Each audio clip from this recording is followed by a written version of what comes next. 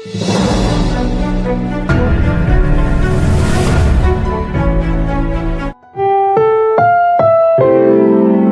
programang ito ay rated SPG. Striktong patnubay at gabay ng magulang ang kailangan. Maaaring may masiselang tema, lengguwahe, karahasan, sexual, horror o droga na hindi angkop sa Welcome back mga ka-Episode Plus at narito ang mga dapat nating abangan dito nga lang sa Abot Kamay na Pangarap, kung saan natuklasan na nga ng tuluyan nga nito ni Giselle ang paglalantad nga ng dati nga niyang karelasyon na si Eric, at ito nga na ipinakilala na nga niya ang kanilang anak.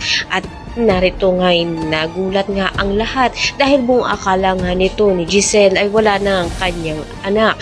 Dito na nga rin pinagtapat nga nito na sinabi niya nga sa kanyang ama na wala na nga raw siyang inang kinikilala dahil matagal niya na nga itong binaon sa limot.